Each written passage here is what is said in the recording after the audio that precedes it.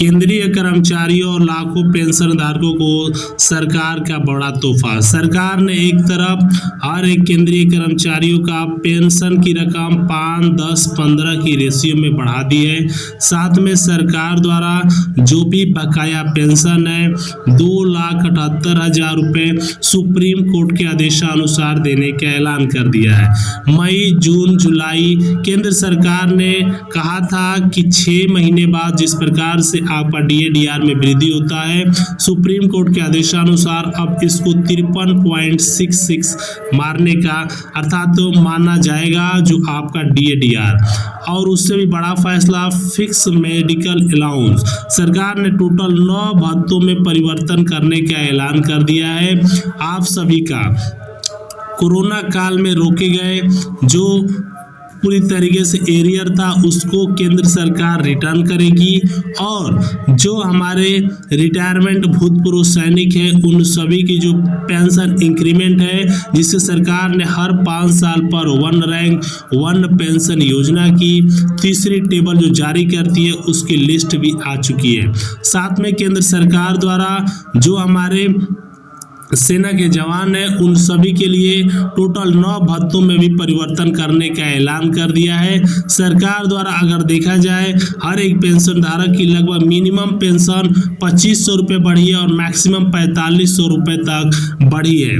अब सबसे इम्पोर्टेंट बात, केंद्र सरकार द्वारा यह पैसा इस महीने देने का ऐलान किया गया है, अर्थात आप सभी तक यह पैसा कब तक यह खाते में आ जाएगा। साथ में केंद्र सरकार द्वारा यह भी डिसीजन लिया गया है जो हमारे कर्मचारी हैं जो पूरी तरीके से इनका बकाया पेंशन है इस महीने उन सभी को वेट करना है और उन सभी को केंद्र सरकार ने 9 भत्तों में जो परिवर्तन किया गया है जिसमें fix medical allowance, travelling allowance और चाइल्ड एजुकेशन अलाउंस तमाम तरीके की भत्तों को इसमें परिवर्तन किया गया। सारी जानकारियां इस वीडियो के माध्यम से देते हैं। चलिए वीडियो शुरू करते हैं।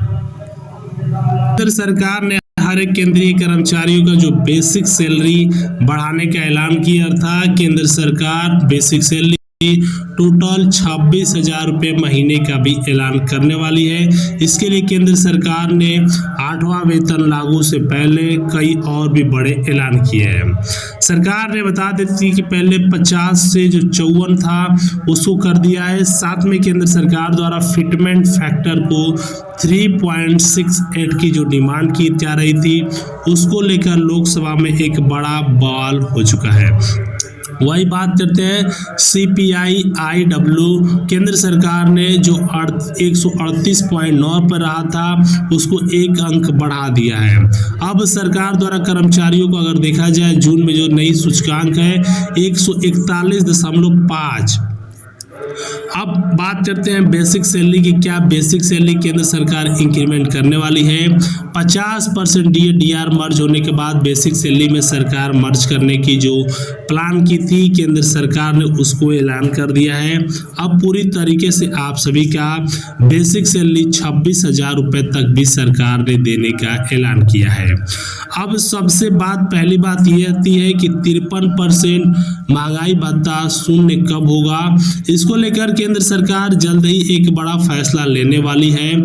आने वाले समय में महंगाई भत्ता आप सभी को 7वां वेतन आयोग लागू होने पर भी केंद्र सरकार द्वारा यह पैसा पूरी तरीके से आप सभी तक मिलता रहेगा। सरकार ने इसके लिए बहुत बड़ा ऐलान करने वाली है जिसके लिए 2 लाख करोड़ रुपए का लगभग बजट पास हुआ है, जिसमें आप सभी हमारे कर्मचारियों को, केंद्रीय पेंशन धारकों को डायरेक्टली इसका फायदा देखने को मिल सकता है।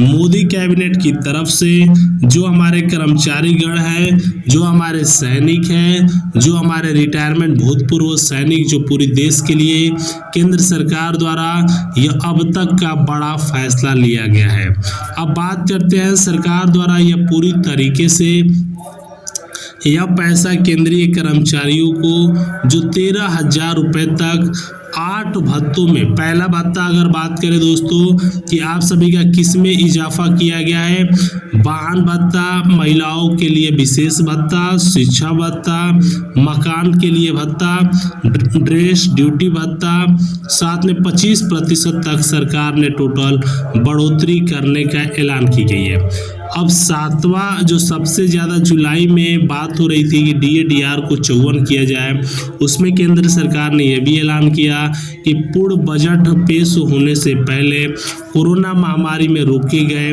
जो भी हमारे पूरी तरीके से एडिशनल पेंशन के साथ उन सभी हमारे कर्मचारियों भाइयों के साथ यह पैसा देने का ऐलान कर रही है। अब पेंशनर्स को केंद्र सरकार ने तो पेमेंट करने का ऐलान कर दिया है, लेकिन अभी भी बहुत से हमारे पेंशनर्स हैं जिनको यह पैसा नहीं मिला है। तो चलिए बात करते हैं केंद्र सरकार द्वारा जो हमारे कर्मचारी भाई हैं, रिटायरमेंट भाई हैं, उन सभी को यह पैसा कब तक मिल जाएगा।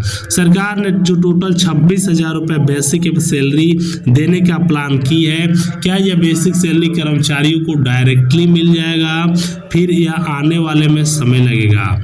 वित्त मंत्रालय की तरफ से एरियर का भुगतान सिर्फ ऐसे पेंशन भोगियों कर्मचारियों को जो नाराज थे, जिनको केंद्र सरकार ने यह पैसे नहीं दे पाई थी, उन सभी को केंद्र सरकार ने बजट पास होने के बाद यह अब तक का एक ऐतिहासिक फैसला लेने वाली है। अब सरकार की तरफ से FMA 4500 रुपये जो बात हो रही थी, जो पेंशन में संशोधन के लिए लगभग पूरी तरीके से बढ़ाने की बात हो रही थी, लेकिन सरकार ने इसको एक बड़ा ऐलान कर दिया है। पेंशन अपडेट में अगर देखा जाए कर्मचारियों पेंशन धारकों की बेसिक सैलरी अगर उनका बढ़ाया जाए तो आने वाले समय में उनका सबसे ज़्यादा वेतन निर्धारण किया जाएगा। सरकार की तरफ से पूरी तरीके से साफ साफ क्लियर किया गया है कि आने वाले समय में हमारे पेंशन धारकों को जो सरकार गठन होने के बाद 8वां वेतन आयोग जो लागू करने वाली है सरकार, उसमें आप सभी का डायरेक्टली इसका फ़ायदा देखने को मिल सकता है। अब 80 साल जिनकी उम्र है या फिर उससे कम है, उन सभी केंद्रीय कर्मचारियों पेंशनर्स धारकों डायरेक्ट उन सभी का फ़ायदा देखने को मिल सकता है। जो हमारे गवर्नमेंट एम्प्लॉई है, सरकार ने उन सभी को वादा किया कि पेंशन धारकों को 53% OROP सहित यह पैसा सरकार द्वारा जो ट्रांसफ़र करने की बात हो रही थी, 8वां वेतन की बात हो रही थी, क्या सरकार द्वारा यह पैसा एक मुश्त पुरानी पेंशन भी पूरे भारत में लागू करने का ऐलान किया जाएगा। तो आपको बताना चाहेंगे मोबाइल से ही आप पूरी तरीके से आप देख सकते हैं कि आपका जो एरियर है, क्या केंद्र सरकार 24,000 से अधिक जो हमारे केंद्रीय कर्मचारी, फोर्स, सेना के जवान, 78 लाख पेंशन धारक और यहाँ तक कि केंद्र सरकार द्वारा जो करोड़ों हमारे केंद्रीय कर्मचारी हैं, उन सभी को यह पैसा सरकार द्वारा ट्रांसफ़र किया जाएगा। सरकार की तरफ से अगर देखा जाए, सरकार ने जो बजट पास की है उसमें सबसे ज़्यादा फोकस हमारे केंद्रीय कर्मचारियों और पेंशन धारकों को लिया गया है। सरकार ने पेंशनर्स को एक सबसे बड़ा तोहफा दिया गया है, जिसमें जो कर्मचारियों की मांग थी सरकार ने उसको पूरा करने का ऐलान किया है। सरकार की तरफ से जो हमारे कर्मचारी हैं उन सभी को डायरेक्टली इसका फ़ायदा देखने को मिल सकता है। तो उम्मीद करता हूँ जानकारी पसंद